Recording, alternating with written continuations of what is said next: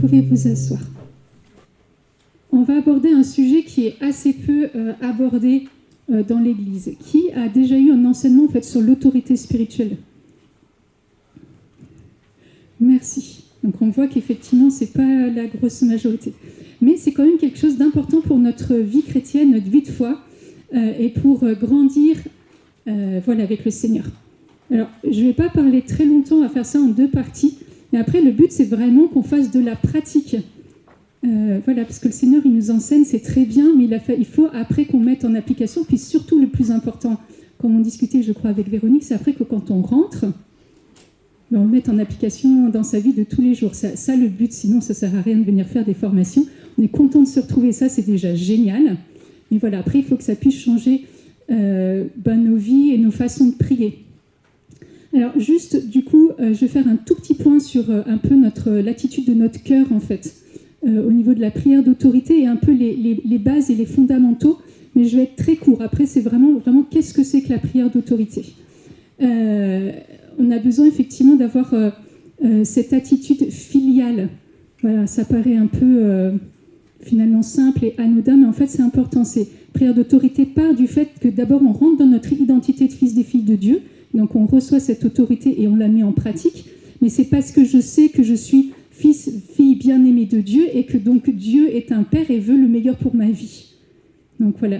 Du coup, c'est ce que nous dit Matthieu 7, 11. Il dit « Vous qui savez donner de bonnes choses à vos enfants », j'ai enlevé la partie « vous qui êtes mauvais », on est d'accord, c'est dans la Bible quand même, mais là, je me suis dit « Allez, soyons sympas ».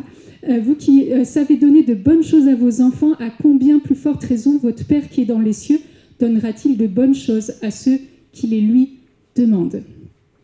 Et donc, c'est Matthieu 7, 11. Il y a besoin aussi, du coup, quand on rentre en fait dans cette identité de fils et filles de Dieu, on rentre du coup dans un chemin de confiance et d'abandon.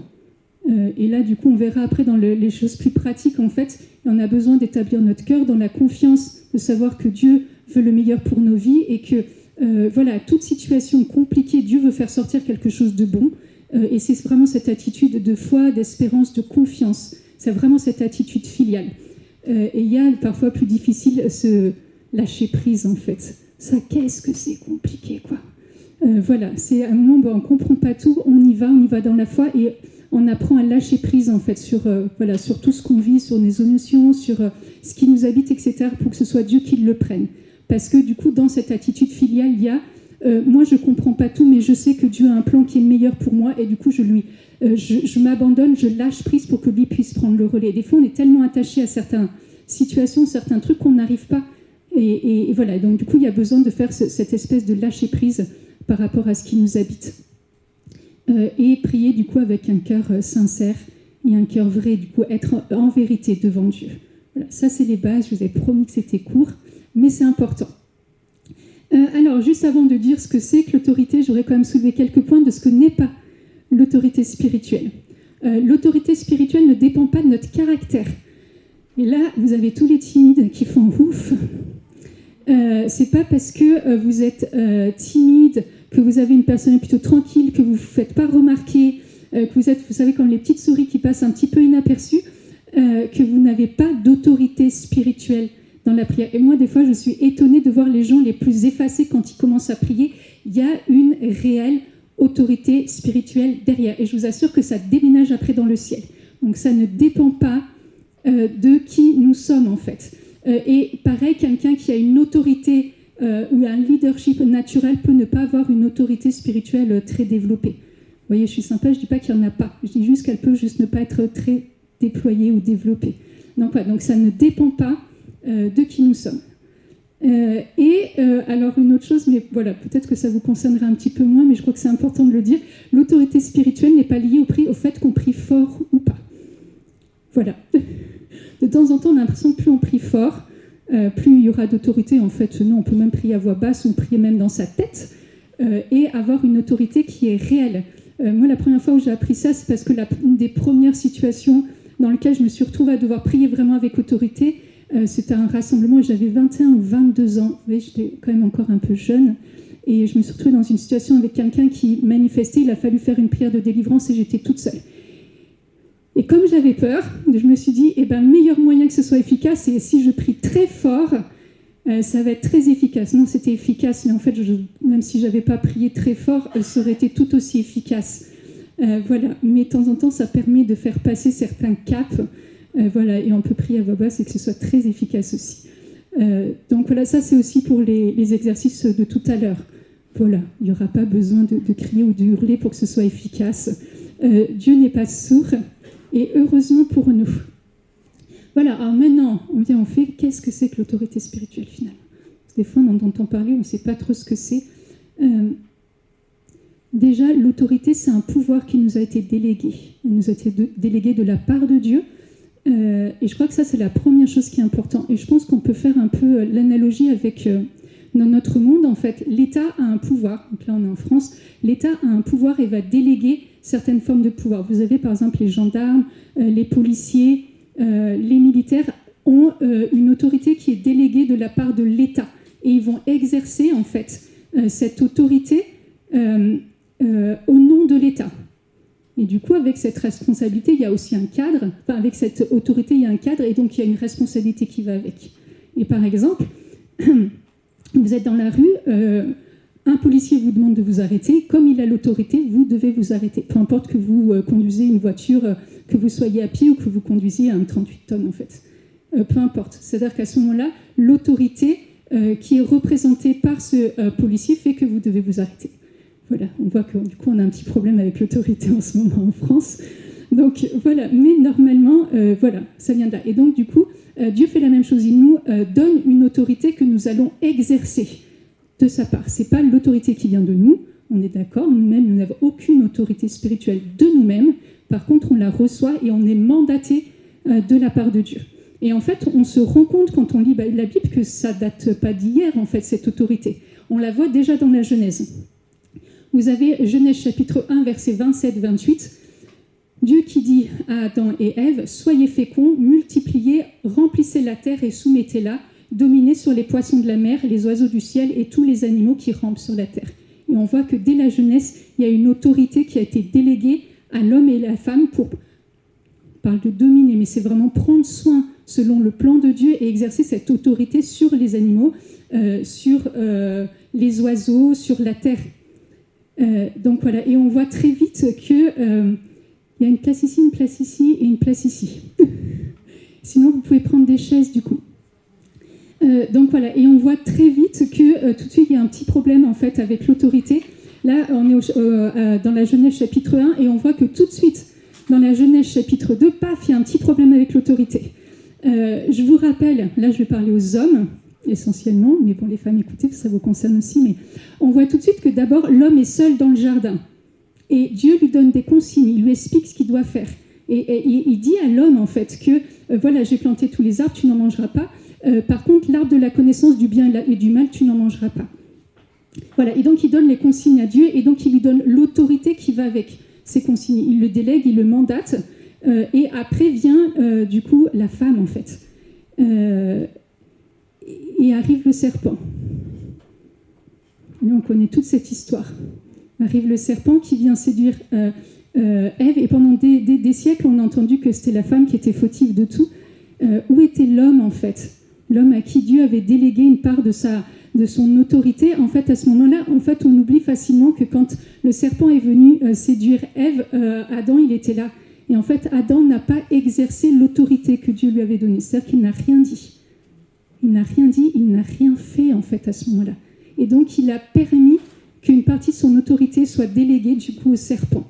Et c'est là où on voit, en fait, effectivement, un certain nombre de problèmes qui nous sont venus. Les deux sont fautifs pour deux raisons différentes. Mais il ne faut juste pas oublier qu'il y a deux versions et qu'il y a deux choses et chacun a sa responsabilité. Mais on voit tout de suite qu'en fait, Adam, restant passif, a cédé une partie de son autorité. Il aurait pu se positionner en disant « j'ai reçu l'autorité de la part de Dieu ». Et à ce moment-là, redonner, en fait, le cadre que Dieu avait donné. Il ne l'a pas fait, en fait. Il n'a protégé ni le jardin, il n'a pas protégé la femme, il n'a pas protégé, en fait, tout ce qui se passait à ce moment-là. Donc voilà. Donc du coup, il a fallu redonner l'autorité à l'homme, en fait, cette autorité qu'il avait perdue, et que du coup, l'homme et la femme se sont fait chasser du jardin. Et en fait, on voit que quand Jésus vient, il redonne l'autorité, en fait. Et il n'attend pas forcément sa mort et sa résurrection pour redonner l'autorité à l'homme et la femme. Et par exemple, quand il envoie ses disciples Vous êtes dans Luc chapitre 10, verset 19. « Voici que je vous ai donné le pouvoir ou l'autorité de fouler aux pieds serpents, scorpions et toute la puissance de l'ennemi, et rien ne pourra vous nuire. » En fait, il n'a pas attendu. Et en fait, on voit très vite que en fait, Dieu nous redonne l'autorité. Ce n'est pas parce qu'à un moment on l'a perdu ou qu'on l'a abîmé ou qu'on l'a blessé que Dieu ne nous le redonne pas. Et on voit très vite, effectivement, que les disciples, dans le nom de Jésus, vont exercer l'autorité qui vient de Dieu. Donc voilà. Donc là, c'est juste pour repositionner d'un point de vue biblique. Et je nous rappelle que, de par notre baptême, nous sommes rois, prêtres et prophètes, et que le roi est celui qui exerce l'autorité. Celui qui a mandat, en fait, pour exercer l'autorité. Et donc, l'autorité de la foi, c'est d'abord se lever, c'est prendre position. Se lever, c'est spirituellement. Voilà, des fois, on a besoin de prier debout, mais des fois, on n'a pas besoin de prier debout. Mais à un moment, c'est on sort de la situation dans laquelle on est, on se dresse, on se met debout et on prend position. Comme nous dit Éphésiens chapitre 6, verset 13, c'est tenir ferme après avoir tout surmonté. Et c'est se tenir ferme, des fois, avec lequel on a beaucoup de mal. Parce que je nous rappelle que c'est parce que nous sommes revêtus de Christ, et c'est parce que nous avons revêtu Christ que nous avons revêtu l'autorité de Christ qui va avec. Et donc, du coup, voilà, c'est notre package, c'est notre héritage, et c'est quelque chose que nous devons redécouvrir. Et on apprend, en fait, en priant avec autorité, à faire une percée. Faire une percée, pour ceux qui étaient là pour la formation sur l'intercession prophétique, on en a déjà parlé. Et à ce moment-là, en fait, apprendre à prier avec autorité et se tenir ferme, c'est apprendre à faire une percée. Soit c'est une percée dans le ciel, pour aller soit accueillir, en fait, les bénédictions que Dieu veut nous donner, soit aller chercher quelque chose que de toute façon, qui est déjà dans notre héritage, dans quelque chose qui est déjà promis. On ne va pas chercher quelque chose qui ne nous appartient pas. On n'est pas dans quelque chose de cet ordre-là, mais aussi ça allait faire une percée dans le camp de l'ennemi. Et en fait, la prière d'autorité, des fois, fait quand même bien des dégâts, et c'est peut-être pour ça qu'on a oublié ce que c'était simplement, en fait. Des fois, en fait, il y a des situations dans lesquelles on a juste besoin de se ressaisir de cette grâce et de réapprendre à prier pour aller faire une percée dans le camp de l'ennemi. Et la prière d'autorité, je crois que ça, c'est vraiment important pour nous. Ça nous sort, en fait, de notre condition de victime. On est victime de plein de choses. On a la maladie, on peut avoir des deuils, on peut avoir des gens avec qui c'est compliqué, des situations bloquées. Et puis, on peut avoir... alors, je ne sais pas vous, mais en tout cas, moi, vous savez, un espèce de hamster qui tourne en roue libre dans les pensées. Vous avez les pensées comme ça, en fait, qui ne s'arrêtent pas, par exemple. Et en fait, on peut être victime, c'est-à-dire que se dire, ben là, il n'y a rien à faire, je ne peux rien faire dans cette situation, et de rentrer dans un chemin de désespérance, en fait, au lieu de rentrer dans un chemin d'espérance. Et en fait, là, la prière d'autorité, c'est de se ressaisir cette autorité que le Christ nous a donnée contre les puissances de l'ennemi, contre ce qui nous arrive, contre les événements de nos vies, voilà, face à n'importe quelle situation, mais on apprend justement à sortir de cette optique de victime, je ne peux plus rien faire pour cette situation. Et on voit en fait comment tout à coup se positionner et apprendre à rentrer, en fait, il y a quelque chose qui est enclenché, non pas forcément sur le plan naturel, mais d'abord sur le plan spirituel, en fait. On apprend à réenclencher sur le naturel. Moi, on dit stop à quelque chose que l'on vit pour réenclencher sur le surnaturel. Après, on passera dans des choses un peu plus concrètes, mais c'est important. Et c'est le verset, celui-là, je pense que vous le connaissez bien, mais c'est le verset de Matthieu, chapitre 11, verset 12, qui dit que le royaume de Dieu souffre violence et ce sont les violents qui s'en emparent. On n'a pas toujours bien compris, mais la prière d'autorité, il y a quelque chose de l'ordre de cette violence-là où on y va, en fait. Il y a quelque chose où on devient des guerriers en Dieu, des guerriers pour le Seigneur, et on y va, en fait. On a revêtu la cuirasse, le casque, les chaussures, et on y va, en fait. Et là, du coup, on sort de cette position de « je suis assise et je me lamente ». On fait tout ça à des moments ou à un autre, hein, avant de réaliser que non, mais attendez, mais Dieu nous a donné quelque chose de plus grand. Dieu ne nous a pas créés pour nous lamenter parce que tout à coup, il y a des choses difficiles qui nous arrivent. Ça ne veut pas dire que ce n'est pas difficile et ça ne veut pas dire qu'on ne va pas souffrir. Attendez, ce n'est pas du tout la même chose. Mais quand il n'y a plus rien à faire sur le plan naturel, il y a toujours quelque chose à faire sur le plan spirituel. Du coup, voilà, le royaume de Dieu sous violence et les violences en emparent. Et il y a un pasteur, du coup, Patrick Fontaine, qui rajoutait toujours « et les mous ne s'emparent de rien du tout ». Donc voilà, les violences s'emparent du royaume des cieux et les mous ne s'emparent de rien du tout, quoi. Je pense que c'est assez clair. Il n'y a pas besoin de réexpliquer. Donc voilà, et on va apprendre que la prière d'autorité, elle est accompagnée de plusieurs choses. Elle est accompagnée de déclarations d'autorité.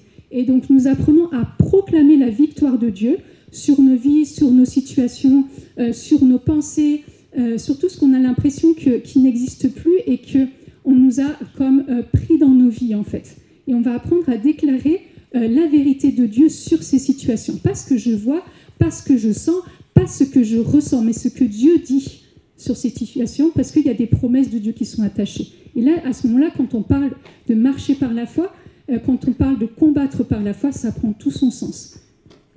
Quand tout va bien, ça c'est super. Quand ça va mal, là ça devient un petit peu plus compliqué. Et donc du coup, quand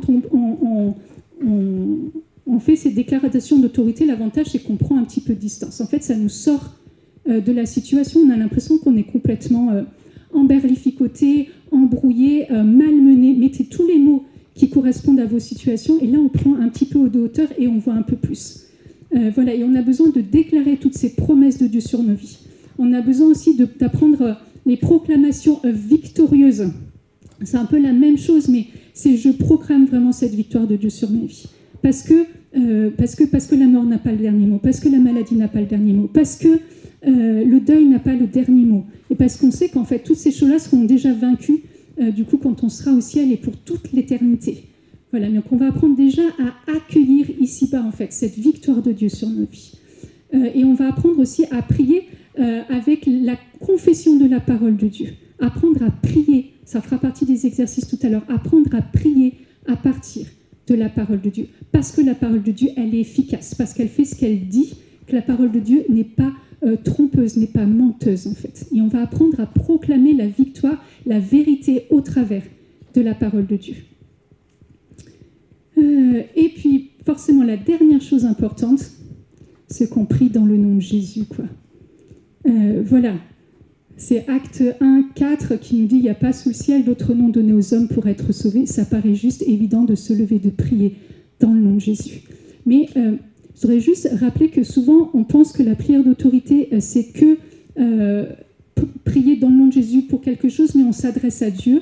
De temps en temps, on a besoin de se lever et d'apprendre à prier sur nos pensées, et donc de dire stop à nos pensées, tais-toi, de dire stop à un événement, et dans ce cas-là, nos prières courtes d'autorité ne sont pas adressées à Dieu. Et c'est la seule chose, on va dire, dans la vie spirituelle, où tout à coup, on donne en fait comme un ordre quelque chose à quelque chose qui n'est pas Dieu en fait. Donc on peut prier, alors ça paraît abstrait pour le moment, mais vous allez voir dans les situations, ça va être assez simple en fait. Et c'est, on le verra tout à l'heure, mais c'est Jésus sur la mer qui dit « Silence, tais-toi ».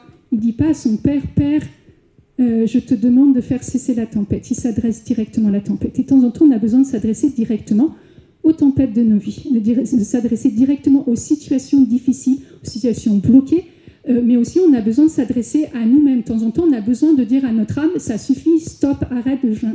Ça suffit, stop, arrête de te plaindre. Ça suffit, stop, lève-toi. » Et on a besoin, et ça c'est la prière d'autorité, on s'auto-encourage. On ne va pas dire par contre à l'autre, bon maintenant ça suffit, stop, arrête de te plaindre, quoi. Là, nous on est dans l'écoute. Mais par rapport à soi-même, de temps en temps on a besoin de se donner des coups de pied au derrière et de rappeler à notre âme que Dieu a déjà vaincu toute chose, même si pour l'instant, dans la situation dans laquelle on est, on ne voit rien. Et là, marcher par la foi, c'est parfois extrêmement difficile et douloureux, mais on garde le cap et le focus sur Dieu. Voilà, on va rentrer dans les choses un peu plus concrètes avec Ruth. Voilà, moi j'ai débroussaillé, donc voilà.